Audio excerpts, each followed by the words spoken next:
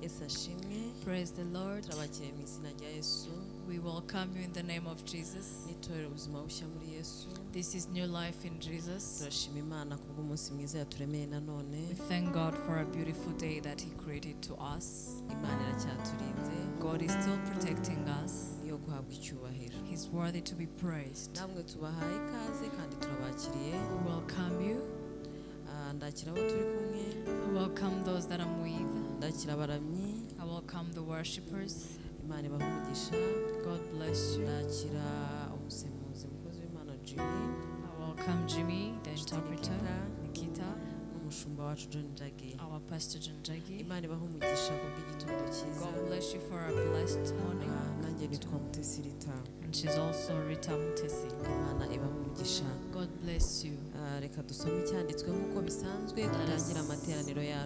Let us read a scripture as we start our service. Psalm 62, verse 1. Haranditse ngo umutima wanjye turiza Imana yonyine niyo gakiza kanjye gaturukaho niyo gitare cyanjye yonyine nta gakiza kanjye ni igihome kirekire kinkingira. Hallelujah. Hallelujah. True, my soul finds rest in God. My salvation comes from Him.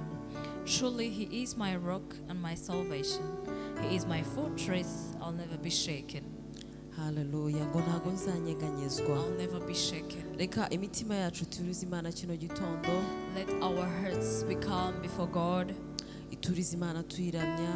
As we praise and worship Him. Iturize Imana tuyishima kubwo umwaka mwiza yaduhaye. As we thank Him for a beautiful year that He gave us. Uko byari bimeze kose. However it was, He was there. Turayishima muri byose. We thank Him in all. Imana yo kwizerwa. He's a trustworthy God. Mu mitima yacu niho haba hari byinshi cyane. In our hearts are filled with many things. Bishobora kudutandukanya n'ubwiza bw'Imana yacu. Which can separate us from the goodness of God. Reka rero ibyo byose tubyirengagiza ahubwo duturize imbere ye. Let us all get separated from that and be calm before Him. Imana yo mwijuru ibahe umugisha. God bless you. Reka dusenge. Let us pray. Mana nziza, Mana ikomeye, Mana yo kwizerwa. Father God, gitare gikomeye turagushimye kandi tuguhaye icyubahiro. Thank you and we give you the glory. Kristo uri uwo kwizerwa kandi uri uwo kwiringirwa mwami. God, you are faithful and you're trustworthy. Ndavuga gukomera kwawe no kugira neza kwawe mwami. This morning I'm talking about your greatness and your goodness, Lord. Uri mwiza, urarenze mwami, urenze uko tugutekereza. You are awesome, you're beyond our imaginations. Tuguhaye icyubahiro. We give you the glory. Imitima yacu turije imbere yawe mwami w'abami. Our hearts are calm before you, God. Icyadutandukanya cyose mwami reka gikurweho Kristo. Whatsoever that could separate us from you, let it be broken. Reka isi yose kumenye mwami wanjye n'abatarakumenya ndinginga kugira ngo Kristo umucyo wawe ubarasire mwami. Let the whole world get to know you. Let those who don't know you get the light so that it can shine upon their lives. Ishobora byose isumba byose turagushimye. The Most High, we thank you. Uri kwizerwa mwami w'abami. You're faithful, God. Buri muntu wese udukurikirana Kristo ndinginga igicu cyawe ngo kimumanukire Kristo. Whoever is watching us, I call upon your cloud to come and be to Him. Ubuzima yababayeho bwose mwami umwiyereke witamurure Kristo. Whatever life that the person is living, let you manifest yourself in his life. Mana uture mu mutima we ibimugoye Kristo umucira inzira. Come and live in our hearts and come and make a way. Kandi abakiri mu icuraburindi Kristo reka agakiza kawe bakamenye. And those who are still the darkness, may they get to know your salvation. Urakoze mwami w'abami. Thank you, King of Kings. Reka ubwami bwawe buze. Let your kingdom come. Bize mu mitima yacu. Let it come in our hearts. Bize mu mitekerereze yacu. Let it come in our minds. Mu mibiri yacu, misokoro yacu, Let it ubwami come in bwawe. our bodies and everywhere. Reka ubumana bwawe buganze muri twebwe data. Let your goodness come in our Haba ari twe lives. ahubwo aba ari wowe ugaragara Let it mwami. not be us, let you alone who be manifested Urakoze in us. Kristo. Thank you, Jesus. Tugusabye tukwizeye mu izina rya Yesu Kristo. Thank you in the name of Jesus. Amen. Amen. Imana ibahe umugisha. God bless you. Let us worship. Basa nawe duhanye nawe muri byose. Niyo mpamvu tukuzamuye icyubahiro mwami muri byose. Ubikwiriye. Hallelujah. Mungu wetu, tunakuabudu, tunakuabudu. Mungu wetu, tunakuabudu, Tunakuabudu. Mungu wetu, tunakuabudu, Tunakuabudu. Mungu wetu, tunakuabudu, Tunakuabudu. Mungu wetu, tunanyenyekea, Tunanyenyekea. Mungu wetu, tunanyenyekea, Tunanyenyekea. Mungu wetu, tunakuinua, Tunakuinua. Mungu wetu, tunakuinua, Tunakuinua. tunakuinua, tunakuinua, Tunakuinua. tunakuinua, Tunakuinua. tunakuinua, Tunakuinua. tunanyenyekea, Tunanyenyekea. tunanyenyekea, Tunanyenyekea. tunanyenyekea, Tunanyenyekea. tunanyenyekea, Tunanyenyekea. tunakuabudu, Tunakuabudu. tunakuabudu, Tunakuabudu. tunakuabudu, Tunakuabudu. tunakuabudu, Tunakuabudu. tunakuabudu, Tunakuabudu. Mungu tunakuabudu, Tunakuabudu. tunakuabudu, Tunakuabudu. tunakuabudu, Tunakuabudu. tunakuinua, Tunakuinua. tunakuinua Baba, Tunakuinua. sema tunakuinua, Tunakuinua. mikono yetu Baba, Tunakuinua. oh tunakuabudu, Tunakuabudu. tunakuabudu Baba, Tunakuabudu. haleluya, tunakuabudu, Tunakuabudu. tunakuabudu, Tunakuabudu. tunakuheshima, Tunakuheshimu.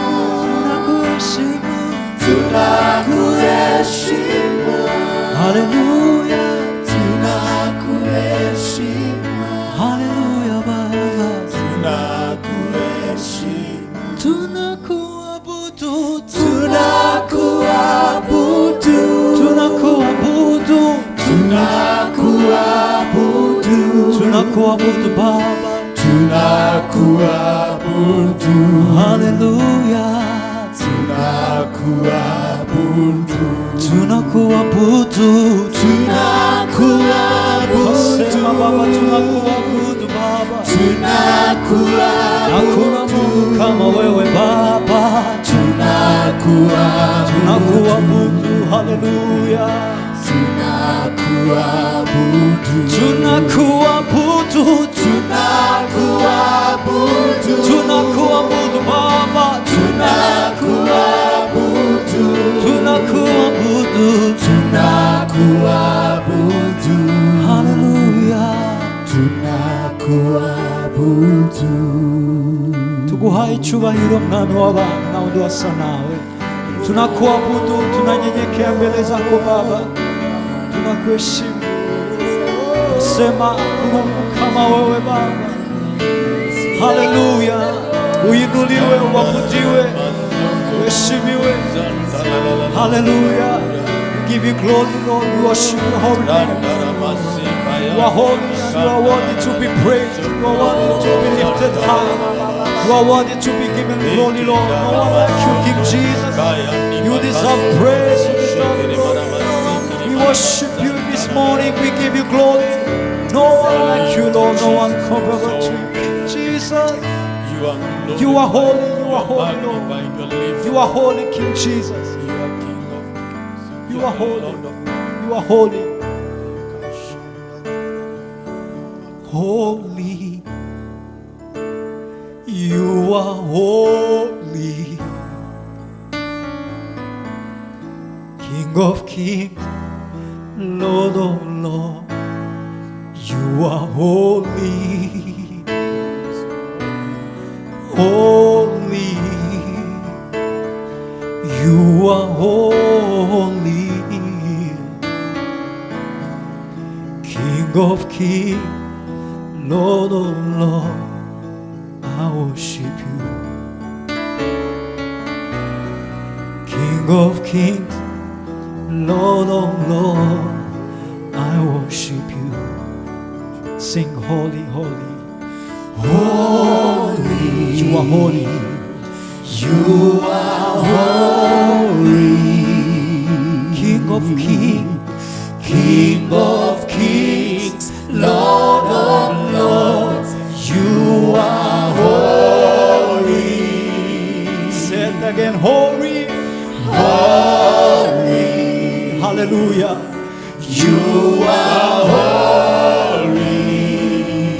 King of kings, Lord of lords, King of kings, Lord of lords, I worship you. King of kings, Lord of lords, King of kings, Lord of lords, I worship you. You holy, holy, holy. Yes, Lord. You are holy. King of kings, King of kings, Lord of lords. You are holy. You are holy. Holy, holy, holy.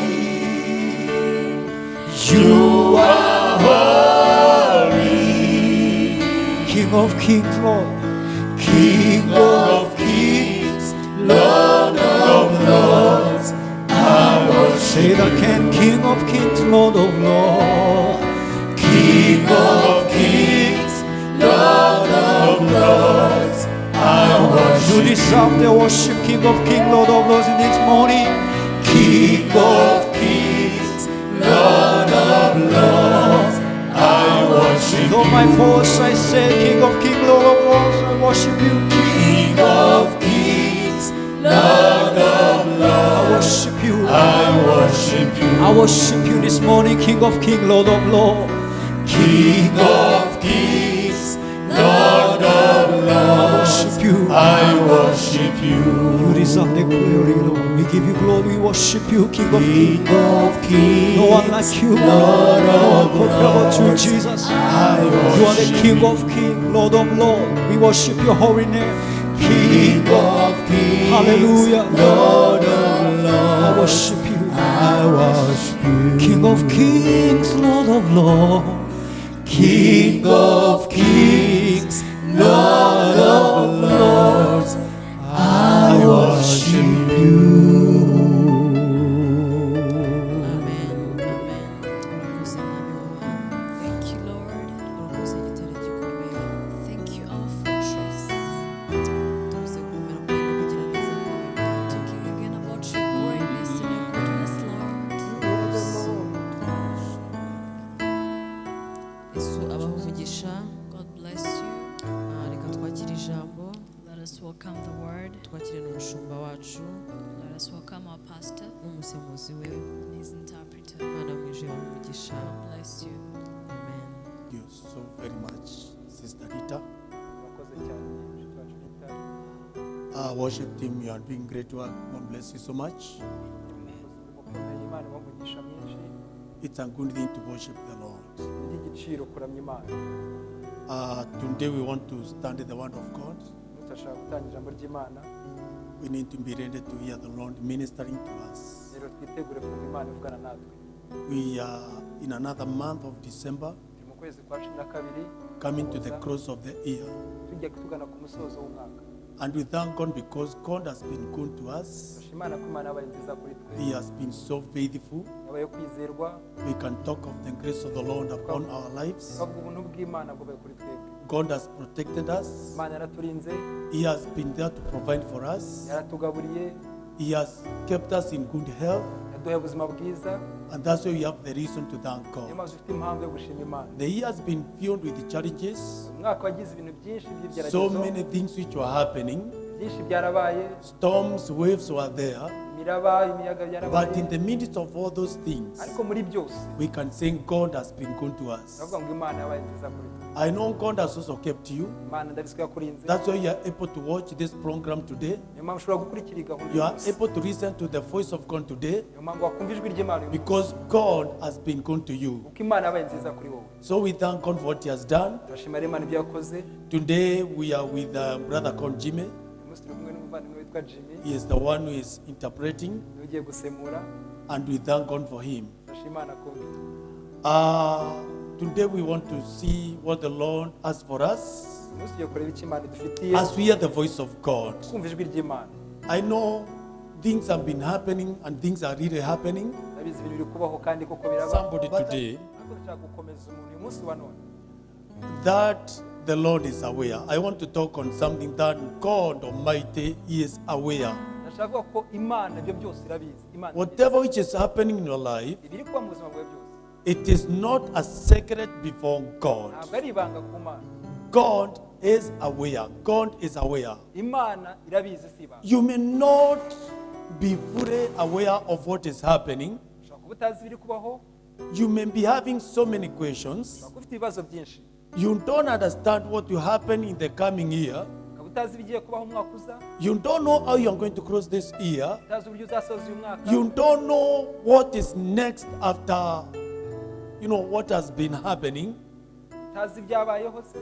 But I want to say, Ariko ndashaka kuvuga ngo God is aware. Imana irabizi. He is aware. It's not something hidden from God. Ntabwo ari ikintu gihishwe Imana. You may not know exactly what is going to happen. Ushobora kuba utazi neza ibigiye kubaho, But I'm happy to say that the Lord is aware. God is aware. ariko nejejwe no kuvuga ngo Imana irabizi. And Imana irabizi. if you can understand this, Rero niba ushobora kubyumva ibi, that God is aware, ko Imana ibizi, you don't have to worry. ntabwo ukwiriye kugira impungenge. What you require to do is to trust in God who is aware. Icyo ukeneye kubigira rero ni You may ukwizera Imana turn to ibizi. your friends, you find they are not aware. Ushobora kubibaza ko inshuti zitabizi, You may go to your close relatives and you find they are not aware. bene wanyu batabizi, You may go to the people you think they are reliable, you find this time they are not reliable because they are not aware. ukibaza ba bantu wari ushyigikijeho ugasanga ntabyo bazi. But I'm happy to declare today Ariko nejejwe no kuhamya uyu munsi, there is one who is aware, hari umwe ubizi, and that is God kandi iyo Almighty. ni Imana. And that's why we thank Him because He is aware. Ndayishima rero kuko ibizi. Hallelujah. Hallelujah.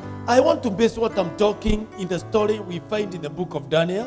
Ndashaka kuvuga kuri iyi nkuru dusanga mu gitabo cya Daniyeli. We are going to read quite a number of scriptures, and I know God is going to minister to your spirit and also to your life. Rero tugiye gusoma ibyanditswe byinshi, ariko ndabizi ko Imana igiye kuvugana ubuzima bwawe. In the book of Daniel chapter 5, Igice cya gatanu cya Daniyeli, the story is a really encouraging story. iyo ni inkuru isubizamo intege. But from the story, what I've come up with is that God is aware. Ariko iyi nkuru icyo dukuramo ni uko Imana ibizi. Or rather, the message and the theme of the message God has put in my heart is that I come and talk to the children of God that God is aware. Rero ubutumwa Imana yampaye ngo mbwire ubwoko bwayo ni uko Imana ibizi. Hallelujah. Hallelujah. May the Lord speak to us this day. Rero Imana ivugane natwe uyu munsi wa none. We want to thank you, our Father. Data turagushimira. We want to honor you. Twaye icyubahiro. We declare you are the Lord who is aware. Turatura ngo ni Imana ibizi. And even before we declare, we know that God, you know what is happening. Na mbere ko tubihamya Imana ni Imana ibizi. It's not a secret of what is transpiring. Ntabwo ari ibanga ibiri kubaho. You are aware. Urabizi. We dedicate our lives to you. Ubuzima bwacu tubishyize mu biganza. Master, we thank you for the 5 brothers. Databuja turagushima ku gitugu. And now, God Almighty, through your word, minister to your people. Mana rero binyuze mu ijambo ryawe ubwira abantu bawe. Touch the lives of your people. Kora ku buzima bw'abantu bawe. Manifest yourself in a special way. Bigaragarize mu buryo budasanzwe. Thank you for this word. Ndagushima kubwira ijambo. Thank you, Father, for ministering to us Ndagushima mwami wo kuvugana natwe in your own way. mu nzira yawe. In Jesus' name. Mu izina rya Yesu. Amen. Amen. Amen. In the Bible, in the book of Daniel, chapter 5, Mu gitabo cya Danieli the whole passage is talking about how the king called Belshazzar, naho tubona umwami Berushazari he had a great feast. yari afite abatware And in the feast, he was ready to rejoice with his people. kandi abatware bakomeza kwinezeza. And when this king and the feast with the people he had invited, Igihe batumiraga abantu mu the birori Bible is saying that they are drinking the wine in the presence of the thousands. They are drinking the wine, they are taking the wine as they rejoice. rero banyoye vino ngo bari kwinezeza. And we see the king being the king, he gave a command. Rero tubona umwami atanga itegeko. And when he gave the command that the vessels of gold and silver to be brought, which were taken from the temple of the Lord in Jerusalem. Rero tubona ibintu by'agaciro by'izahabu n'ifeza yuko byabaga mu bubiko bw'inzu y'Imana ko babizana bakabikoresha. This king Belshazzar is the son of Nebuchadnezzar. Uyu mwami yari umwana wa Nebukadinezari. His father Nebuchadnezzar had taken the vessels of gold and silver from the temple, the house of the Lord in Jerusalem. Uyu se yari yarakuye ibikoresho by'inzu y'Imana mu bubiko bw'inzu y'Imana atangira kubikoresha ibisuzuguritse cyangwa ibigayitse. It is like when he was taking the captives from Jerusalem, from Judah, he took also the vessels which are supposed to be used in the temple of God. Rero azana abacakara batwuriye Yerusalemu yazanye n'ibikoresho byo mu nzu y'Imana yabo. And now they have met so that they can register the king Belshazzar, and with his people they are rejoicing. Rero nibwo tubona aha ngaho umwami Berushazari atangira kubiryoherwamo n'abantu be. The Bible is saying that the king and his sons and his wives, the king and his sons are people who work with him or people who are of high esteem in his kingdom. Rero tubona aha ngaho Bibiliya yerekana umwami n'abantu bakoranaga mu bwami bwe. So you see the king Belshazzar, Tubona uyu mwami Berushazari he has the people who are regarded in his kingdom. tubona abantu bari mu bwami bwe cyangwa se bakoranaga nawe.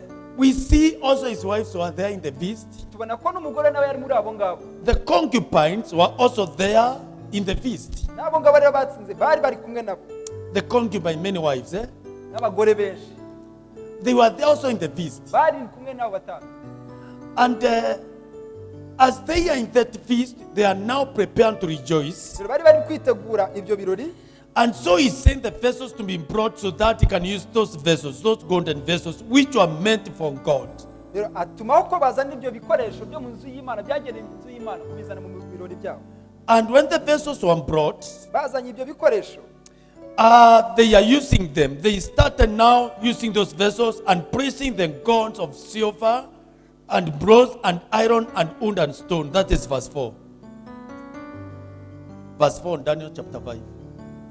Banywa vino bahimbaza ibyirwamana by'izahabu n'ifeza n'iby'imiringa n'iby'ibyuma n'iby'ibiti n'iby'amabuye. Murongo wa 4. That is verse 4 is telling us that they are drinking wine and they are praising the gods, not the true God. They were giving praises to the gods. These are not gods with a big capital G. They are gods with small g because these are idols. Rero aha ngaha tubona bazana ibyo bikoresho barabinyweramo ariko bahimbaza Imana, ntabwo ari Imana yindi tuzi itangirwa n'inyuguti nkuru, ahubwo ni ikigirwamana. These are gods of gold, Rero byari by'izahabu, the gods of silver, bronze, iron, ifeza n'iby'imiringa wood, and also stone. n'ibiti ndetse n'iby'amabuye. So they are praising the idols. Rero bari guhimbaza ibigirwamana. But look, the vessels which were taken from the temple of the Lord, they were to give glory. They were supposed to be used for the glory, not of the idol, but for the glory of the true God. Rero murebe ibikoresho bari gukoresha ahangaha ni ibyagenewe gukora umurimo w'Imana, guhimbaza Imana, ariko noneho bo babizanye gukora imirimo ya kwinezeza. And even if they are using these vessels to praise the idol, that do not make the idol gods to be the true God. God is God, and nothing can take the praise of God. He remains to be God. He is unchangeable. Nothing can change him because he is God. Nubwo bazanye ibikoresho by'Imana nyamana bagabizana guhimbaza ikigirwamana, ntabwo bituma icyo kigirwamana gihinduka Imana, kuko Imana ihora ari Imana ntigihinduka. So God Rero Imana has vessels which are supposed to be used in the temple, ifite ibikoresho bigomba kuba mu nzu yayo, and now they have been taken away from the temple of God. none babikuye mu nzu y'Imana. They are used to give glory or to give praises to the idol. Babizaniye guhimbaza ibigirwamana. And God, who is true God, Iyi Mana nyakuri he was able to see what is happening. ni ngombwa yabonaga ibiri kubaho, It was not good within God, ntabwo byari byiza ku Mana, because it's not everything that people do thinking they are rejoicing is acceptable to God. kuko ntibisobanuye ko ibintu byose abantu bakora banezerewe bivuze ko binejeje Imana cyangwa byemewe ku Mana. Even if you are rejoicing, Nubwo uri kunezerwa, even if you are enjoying the things you are enjoying, nubwo ari kuryoherwa ibyo ari kuryoherwa, even if you are giving praises to the things you are giving praises, nubwo uri guhimbaza ibyo uhimbaza, there is a praise which is not supposed to be for idol. hari ahantu hatagomba kuba ikigirwamana It belongs to God. h'Imana gusa. And there is no way you can take the things of God and use them in the kingdom of darkness and think it will be well with you. Kandi nta na rimwe uzibwira yuko wakoresheje iby'Imana ukabikoresha iby'ibigirwamana ngo wibaze ko z'amahoro kuri wowe. So understand that the vessels are for the kingdom of God. They are for the temple of God, but not for the idols. Ibi bikoresho byari iby'Imana nyamana Uwiteka, ntabwo byari iby'ibigirwamana. When we come to verse 5, Tugeze ku murongo wa 5, the Bible says that in the same hour, biravuga ngo muri uwo mwanya, hallelujah. This and the Bible is talking about the same hour. mwumve biravuga ngo muri uwo mwanya, That hour they think it is a time to rejoice. wa mwanya batigeze ko no The kunezerwa, hour they are entertaining themselves. umwanya bari kwinezeza, That same hour, muri uwo mwanya the fingers of a man's hand appeared and wrote opposite the lampstand on the plaster of the wall. haboneka intoki z'umuntu zandika ku rusika ruhomye rw'inzu y'umwami. That the same hour, their fingers the fingers of a man's hand that appeared. Muri uwo mwanya, muri iyo saha haboneka ikiganza cy'umuntu. Now before they are entertaining themselves, Mbere yuko binezeza, but there is something which is beyond their entertainment. hari icyarenze kwinezeza kwa. There is something beyond what king can do. Hari icyarenze umwami icyo yakora. And I want to talk to you, my friends. Ndakubwira nshuti yanjye, Even as you come to this end of the year, uri kugana ku musozo w'umwaka, there is something we call the same hour. hari icyo bita muri uwo mwanya, There is something we call the same hour. hari icyo bita iyo saha, Even the same year. ndetse n'uwo mwaka. That God has fingers which can come to confuse the plan of the enemy which was against you. Imana ifite ikiganza cyiza kigacanga imigambi y'umwanzi ukurwanya. God is God. Imana ni Imana, And when he is acting, he does not act like a man. kandi iyo ikora ntikora nk'umuntu, He is able to act like God ishoboye gukora nk'Imana because he is God. kuko ni Imana. King Belshazzar thinks he's the final person. Belushazari yari azi ko ari we The way ufite some ijambo rya people think what is happening in your life is the final thing. niko n'abantu uko batekereza ko birangiye kuri wowe bazi ko Listen ari to Imana. me. Nyumva Whatever you see today, ikibona uyu munsi, I want to tell you, don't give it the glory. ndakubwira ngo Whatever the ntugihimbaze problem is that is happening in your life, biri kuba byibazo mu buzima bwawe, whatever the crisis, uko krize whatever bimeze, the storms, uko imiraba imeze, don't give them the praises ntubihimbaze because they don't have the final say. kuko si jye mfite ijambo rya nyuma. That is God who comes in his own way. Hari Imana iza mu buryo He bwawe, does not come in accordance to our plan. ntabwo iza kubwo He is twabiganiriye, not limited to our understanding. ntabwo ihagarikwa n'uko He tubyumva, does not come seeking for our advice. ntabwo iza gushaka ibitekerezo We inama zacu, cannot give God any counsel. ntabwo twagira Imana We inama, cannot tell God what to do. ntabwo wabwira Imana ikiri bukore, We cannot give God any guidance. ntabwo twayobora Imana, He is the only God. ni Imana yonyine. Even when Belshazzar thought he's the final person. nubwo belshazzar umwami yari azi ko ari He ijambo was to rya be nyuma. shown by God that above Belshazzar there is a God. rero imana yari yamweretse yuko inyuma yaho hari My imana. friend, my sister, my brother, wherever you are, above that which is happening in your life, there is somebody we can't God. mwene data mushiki wanjye aho uri hose ndashaka kugira ngo hari imana yitwa imana nyayo. So the Bible says, bibiliya riravuga ngo that same hour, ngo muri uwo mwanya the fingers appeared. ngo ikiganza kiragaragara. They would see the fingers, ubona ukuboko, intoki which are writing. zandika. And if you continue the story, ukomeje inkuru the Bible says, bibiliya iravuga ngo that was verse 5, ngo ni umurongo wa 5 that in the same hour the fingers of a man's hands appeared. They appeared. The fingers appeared. Let me tell you, I pray that before even you come to the end of the year, let there be the appearance of what is beyond your understanding, of appearance of that which is beyond your connection, because your connection can let you down. Your network can let you down. These are the days we are talking about networking. But I want to tell you there is something beyond networking. That is called the fingers of the Almighty God. ndakubwira ngo nyuma muri uwo mwanya ngo haboneka intoki z'umuntu uzandika. ndakubwira ngo mu gihe cyose uri mu kibazo urimo, iki ni igihe abantu bishingikiriza ku bantu bazi, ni igihe abantu bishingikiriza ku byo babona, ku bakomeye n'ibindi nk'ibyo. ariko ndakubwira ngo hari ikiganza cy'imana gikwiriye kugaragara ku buzima bwawe igihe icyo ari cyo cyose, yaba uyu mwaka n'ibihe bizaza. hari ikiganza cy'imana ku buzima bwawe. Hallelujah. haleluya, Thank you, Jesus. urakoze yesu. And the Bible says, bibiliya iravuga ngo at the appearance of the fingers of man's heart, ngo haboneka intoki z'umuntu. they may look as if it is a man's heart. byasaga n'intoki That z'umuntu. is what they can see. ibyo ni byo But I tubona. want to tell you, this is not a natural man. ndavuga ngo uyu nubwo ubibona ntabwo ari It intoki is not an zisanzwe, ordinary man. ntabwo ari umuntu usanzwe. It is beyond the fingers you can know naturally. ni intoki zirenze izo usanzwe uzi. These are the fingers of a man's hand in appearance. ni intoki z'umuntu utagaragara, But the work they do ariko izo is zikora greater than the work that can be done by the fingers of a natural man. nubwo z'umuntu utagaragara ariko zikora ibirenze iby'umuntu ugaragara. What the hand of flesh can do, ibyo abandi bakora it is limited. byo biragaragara, I want to declare to you, bigirirwa rike. niyo mpamvu nshaka kubwira ngo whatever which is being done against you, ikikurwanya whatever which is happening against you, Chikurwanya- whatever which is fighting against you, Chikurwanya- if truly you are there on the side of God, niba ko kuri mu ruhande rw'imana, expect the finger of the heart of God to appear.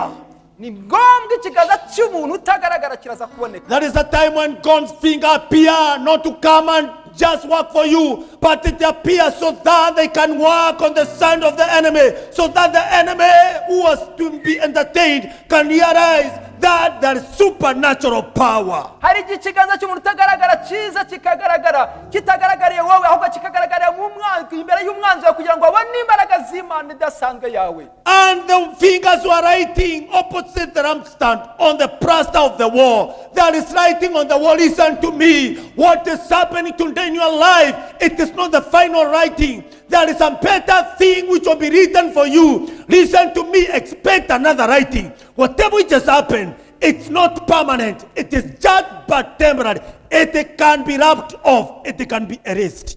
ngo zandika ku rusinga ku ruhome. ndakubwira ngo hari inyandiko irenze izindi nyandiko zose uzanzuzi, hari inyandiko irenze izindi zose watekereza. The fingers did not only appear. ntabwo intoki zagaragaye gusa, The fingers appeared intoki to work. zaragaragaye kugira ngo zikore, The fingers appeared to do something. intoki zagaragariye gukora The ikintu. Bible says there was a writing on the wall. biravuga ngo arandika, The wall of the king's palace.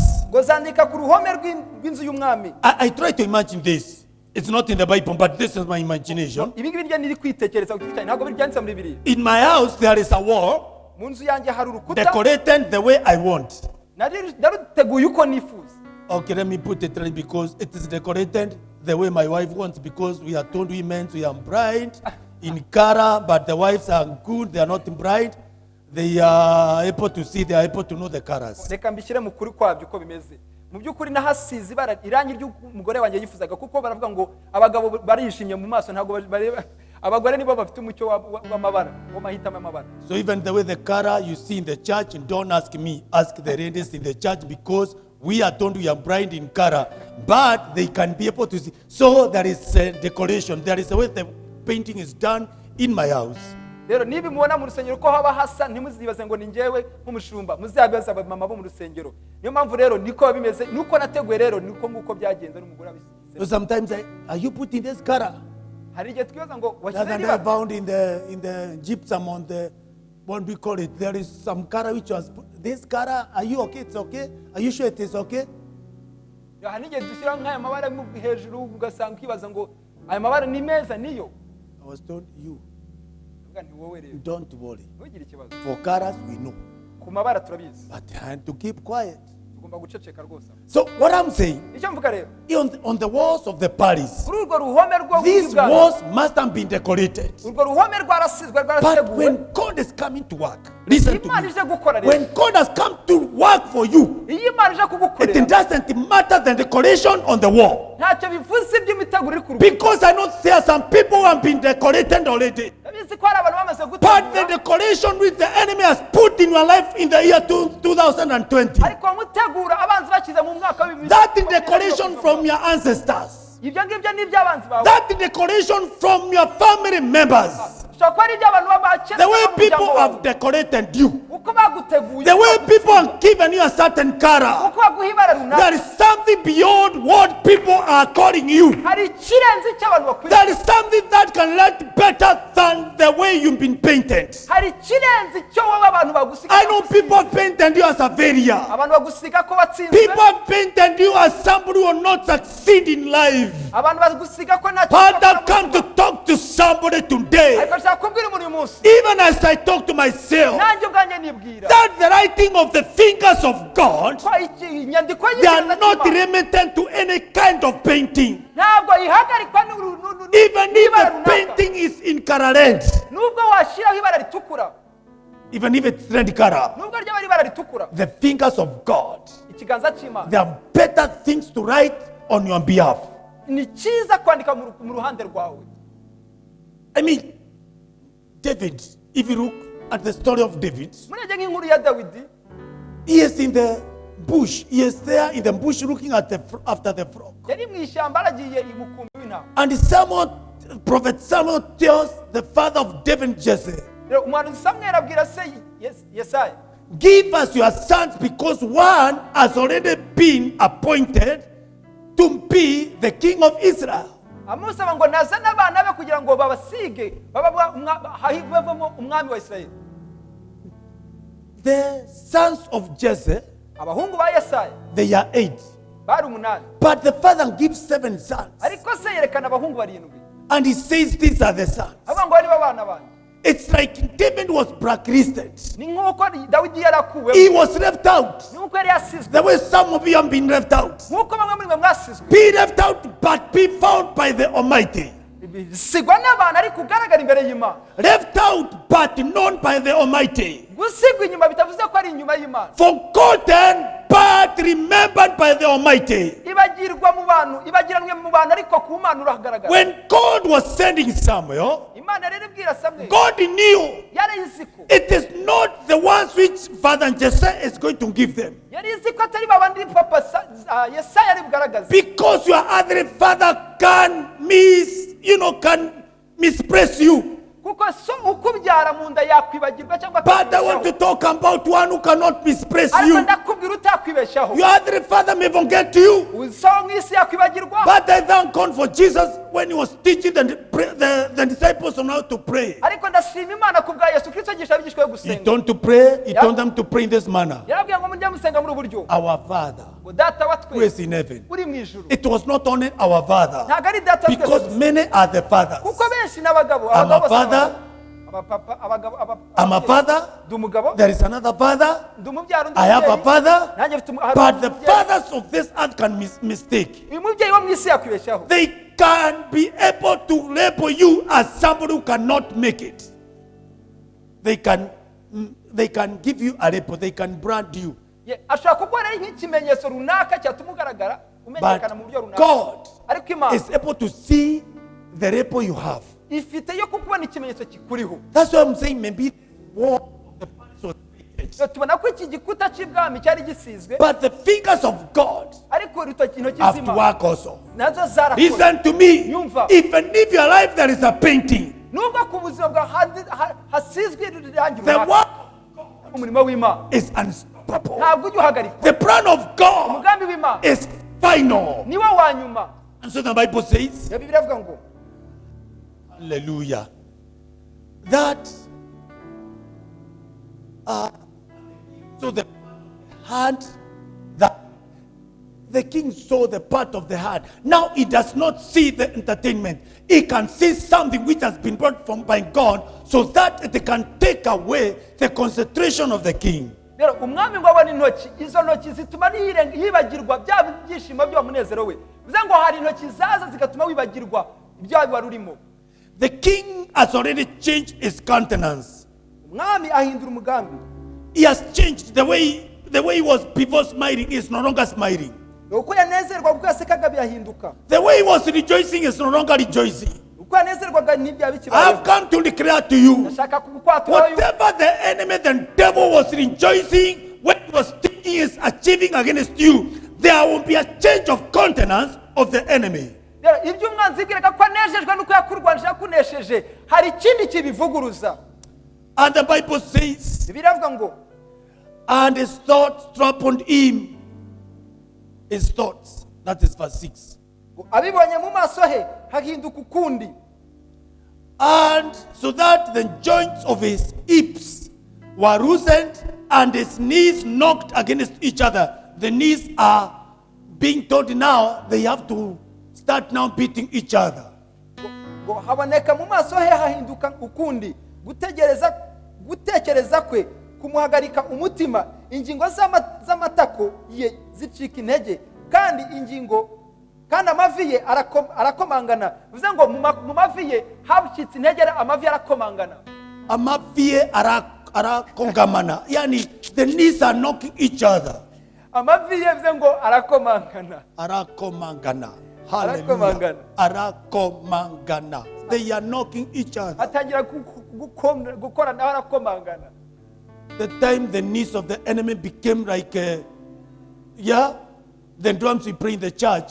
Not that they are the king drums, but because God is at work, God makes the things which are not to be as if they are. That is God. ni igihe cy'uko umwanzi atangira guhinduka nk'ingoma ducuranga mu rusengero, kubera iki? nta kindi ni ukugira ngo Imana igaragaze ubushobozi bwayo. Now the knees are knocking against each other. amavi atangira gukomangana. And he cried around and he says, bring the astrologers, the Chaldeans, and the soothsayers. umwami atera hejuru ati nimunzanire abapfumu n'abakarudiya n'abacumyi. You know, the king is bringing the people he knows they are close to him. aba bari abantu begereye umwami, bari hafi y'umwami. But even if he's bringing the people he thinks he can depend on, nubwo yazanye abantu bibaza ko yakwishingikirizaho, God is God. Imana ihora ari Imana. And the things of God cannot be solved by the might of this world. kandi iby'Imana ntibikemurwa n'imitekerereze y'isi. The natural mind, the natural understanding cannot be able to solve the supernatural works of God. rero imitekerereze y'iyi si isanzwe ntiyakemura imitekerereze idasanzwe y'Imana. King brings the people he knows they can be able to solve this problem. umwami yazanye abantu yibaza ko bari gukemura iki kibazo. They might have solved the other problems before, bashobora kuba bari barakemuye ibindi byinshi but I mbere, want to tell you this is beyond them. ariko ibi ndashaka kubwira ngo It is birarenze, far above them. birabarenze cyane. It cannot be solved by any human being. ntabwo byakemurwa n'umwana w'umuntu. You may see the hand is the hand of human being in appearance, wabona ikiganza kigaragara nk'icy'umwana w'umuntu, but it is not the man's hand. ariko ntabwo ari ikiganza cy'umuntu, It's the hand of the Creator who gives people hearts. ahubwo ni ikiganza cy'umuremyi uha abantu ibiganza cyangwa se intoki. Hallelujah. Hallelujah. The king is crying. umwami Everything arasitaka, has now changed. ibintu biba birahindutse. And the king was men, they came and they could not read the writing. ngo abanyabwenge baje ntibashobora gusobanukirwa iyo nyandiko. Or make known to the king its interpretation. inyandiko wese ngo asobanura iyo nyandiko, buri wese ashaka gusobanura iyo nyandiko. This writing cannot be interpreted. iyi nyandiko ntabwo yasobanurwaga. Then the king was troubled, and also his countenance was changed, and his wrongs were also astonished. Now everybody is astonished. rero buri wese noneho harahangayitse rero kuko biramunaniye. Hallelujah. Then we see verse 10. Tubona ku murongo wa 10 hano. The queen, because of the wants of the king and his wrongs, came to the banquet hall. Ngo nyuma y'umwamikazi yumvise amagambo y'umwami n'abatware be. And the queen says to the king, saying, O Lord, live forever. Do not let your thoughts trouble you, nor let your countenance change. Yinjira mu nzu y'ibirori bariragamo aravuga ati nyagasani nyaguhoraho ibyo tekereza bye kuguhagarika umutima ngo mu maso hawe hahinduke ukundi. Thank God the king knows the magicians and the astrologers. Ndashima Imana kubera yuko aba bapfumu n'abakonikoni. Those are the ones who are known by the king. Abangaba n'abari bazwi n'umwami. But still, the queen who is in the kingdom of this king Belshazzar, Ariko idashima Imana kubw'uyu mwamikazi wari mu nzu y'umwami Belshazzar. the Bible says the queen Biravuga ngo umwamikazi knew something better than what King Belshazzar knows. yamenye The queen knows something better. we umwamikazi nawe yamenye ibirenze iby'umwami yarazi. And that's why the queen is telling the king, Niyo mpamvu umwamikazi yabwiye umwami do not be troubled again. ntuhagarike umutima. Do not let your countenance to change. Ntuhagarike umutima ukundi. And the queen is telling the king that there is a man, that is verse 11, there is a man in your kingdom in whom is the spirit of the holy God. Aramubwira ngo kuko mu gihugu cyawe harimo umugabo urimo umwuka w'Imana zera.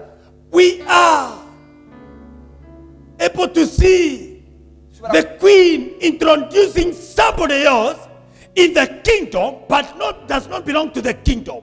Is in the kingdom of Belshazzar, but does not belong to the kingdom. Because you can't be in the world and you don't belong to the world, that is why you don't depend on the systems of the world. Tubona umwamikazi amubwira ngo hari undi muntu utari muri ubu bwami. Ushobora kuba uri mu bwami ariko utari uwaho. Bivuga ngo ushobora kuba muri iyi si ariko utari uw'iyi si. The queen is saying there is a man in your kingdom in whom the spirit of the holy God. Ngo umwamikazi amubwira ngo muri iki gihugu cyawe harimo umugabo urimo umwuka w'Imana zera. Hallelujah. Hallelujah. I thank God because even if the things were, the vessels were taken from the temple of God, there is somebody who will be introduced in line with this great God. Ndashima Imana nubwo ibikoresho byo mu nzu y'Imana byakuwemo ariko hari umuranga utangaza ko hari umuntu ufite Imana yera.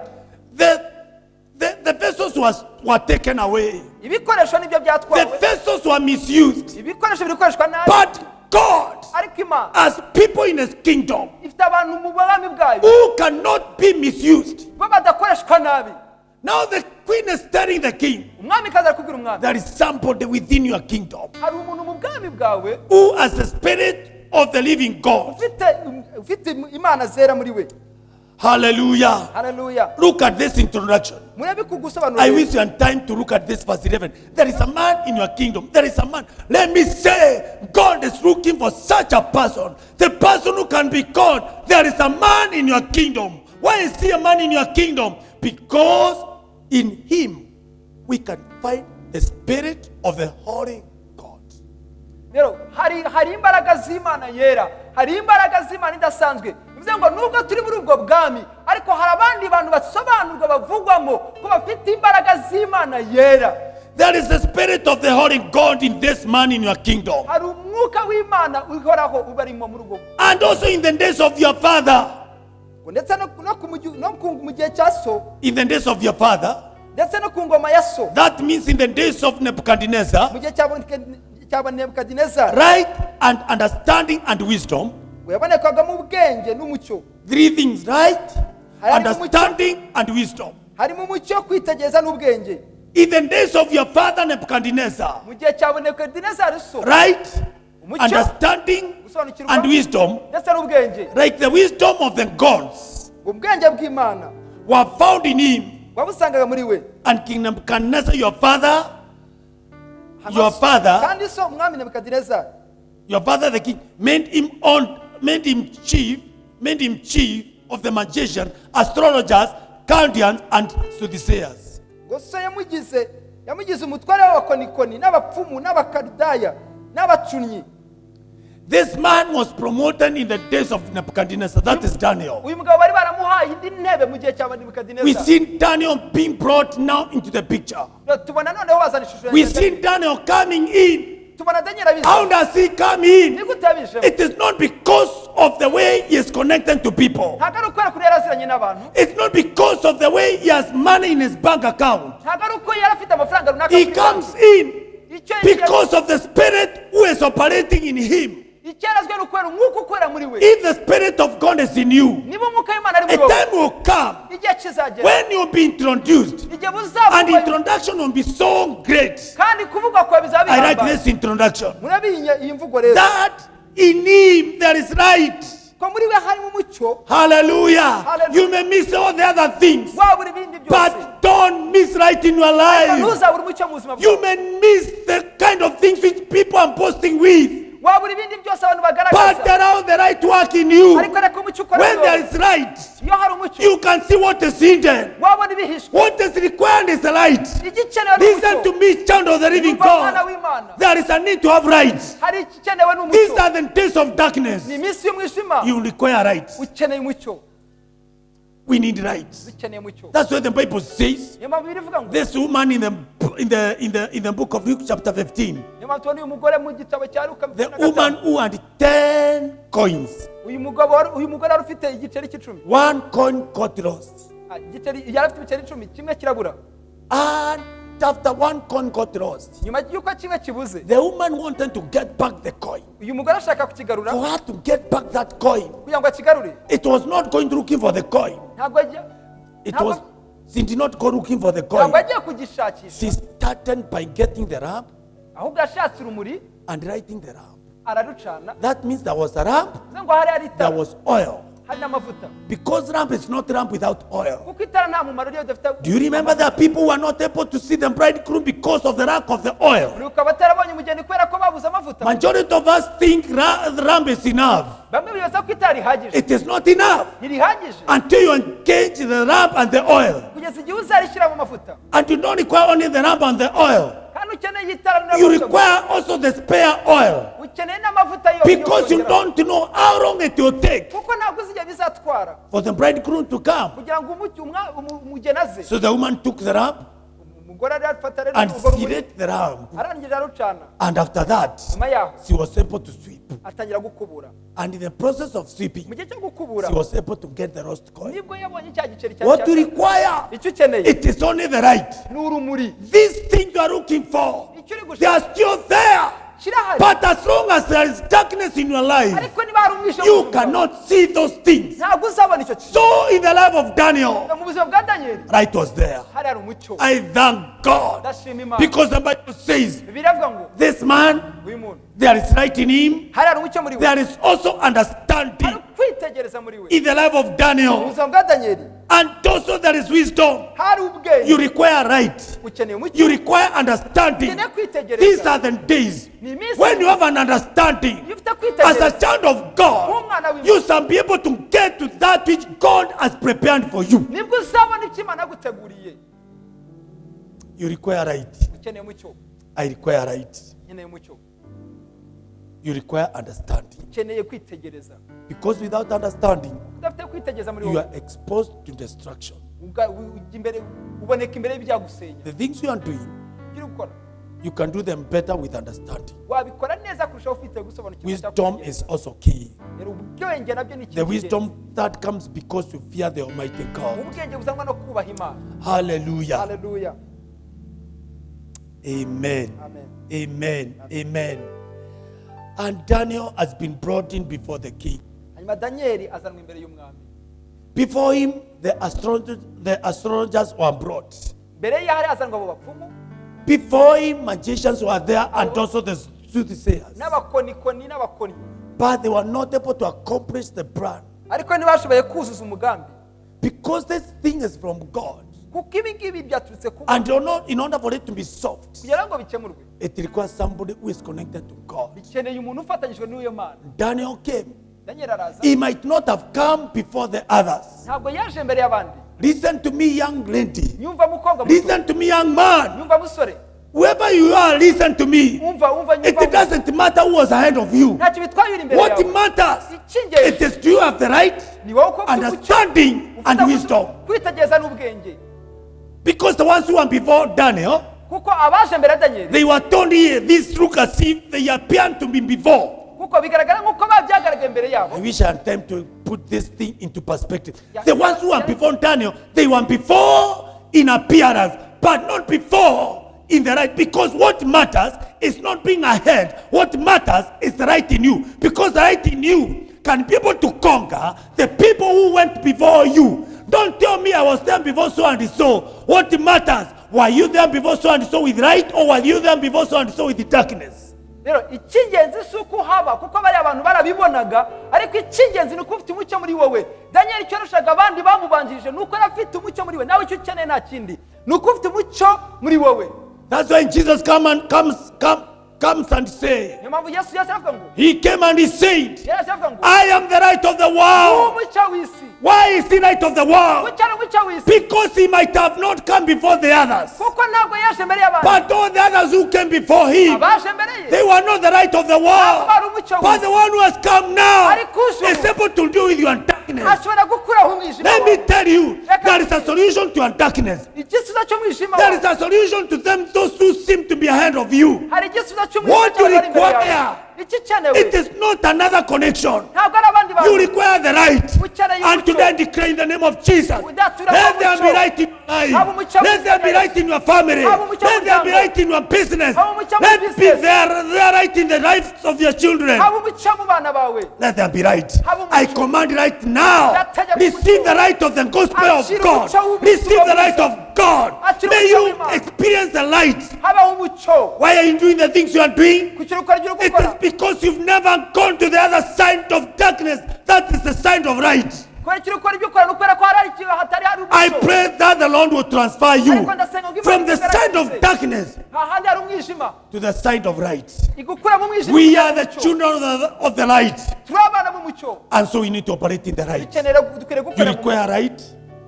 You require right, ukeneye umucyo, understanding, kwitegereza and wisdom. n'ubwenge. Daniel comes Daniel araza and he has been told by the king, abwirwa n'umwami, the ones who are before you, abaje mbere yawe they were not able to make it ntibabishoboye because they did not carry what you carry. kuko ntibatuzanye icyo Oh wari my ufite, God, icyo ufite. there is something Daniel carries hari icyo Daniel afite which was not carried by the others. kidatwawe n'uwo ari we wese. The others seems to be connected to the king. abandi basa The n'abegereye others were umwami, known by the king. abandi bazwi n'umwami, But there are some those who are known by the king of kings. ariko hari abandi bazwi n'umwami When w'abantu. you are known by the king of kings, iyo uzwi n'umwami even w'abantu, if you seem to have been delayed, nubwo wasa it n'ukerewe is not right for you. ntabwo ari wowe wakerewe.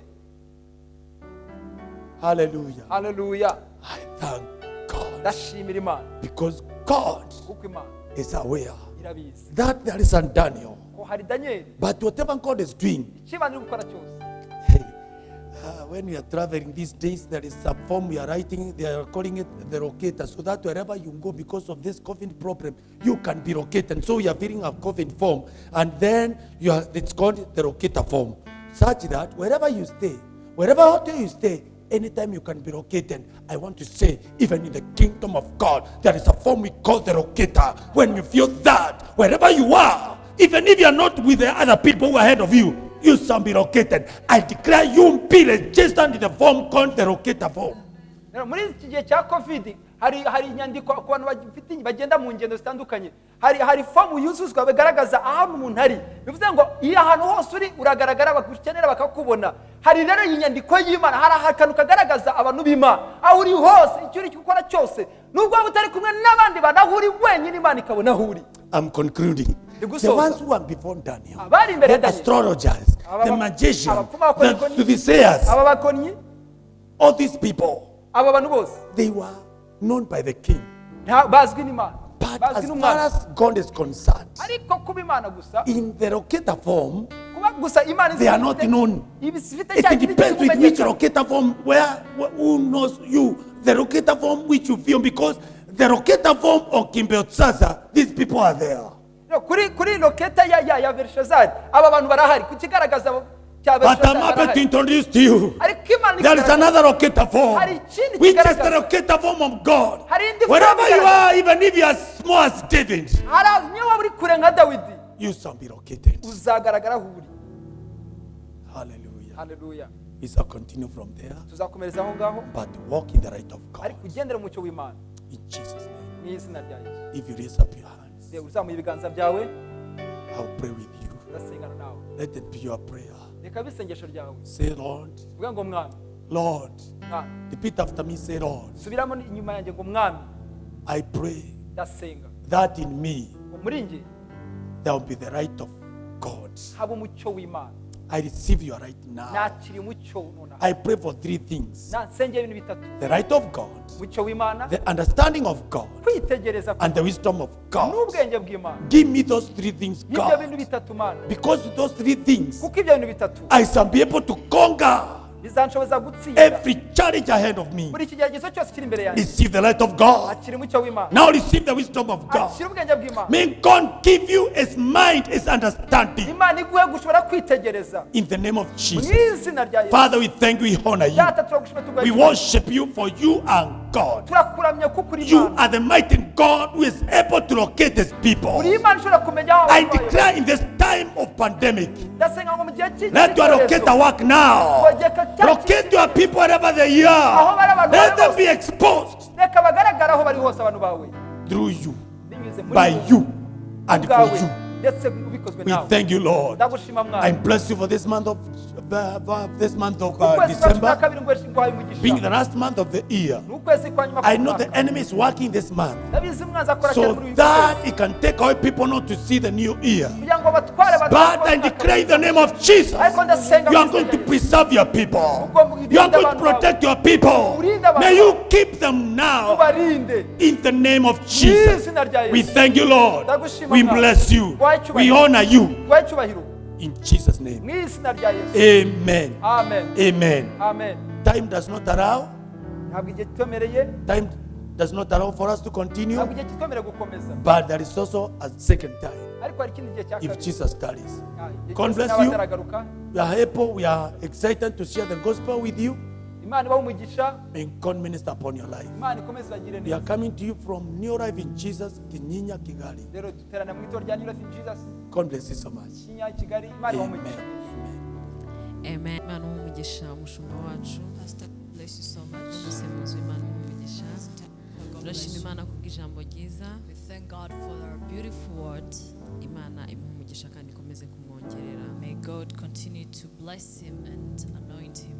Kandi namwe abadukurikiranye Imana ibaha umugisha, Those who are ibagirire following neza. us, God bless you. Turashimira umunsi ku wundi abantu tuba turi kumwe. We thank you day by day, those that we are with. Imana yo mu ijuru ni ukuri ibibuke. May God continue to bless you Kandi mukomeze gusharinga n'inshuti zanyu and continue to share with your friends kugira ngo ubutumwa bwiza bugere ku isi hose. so that the message can be spread around Wakora the world. subscribe. You can subscribe. Washaringa n'abavandimwe bawe abo bana nabo mu magurupe kugira ngo ubutumwa bwiza bwamamare ku You isi. can share, like, and even share with those that you are within certain groups. Mwadukurikirana kuri YouTube. You can follow us on YouTube. Imana yo mu ijuru ibahe umugisha. May God bless you. Shalom, shalom. Shalom. Amen.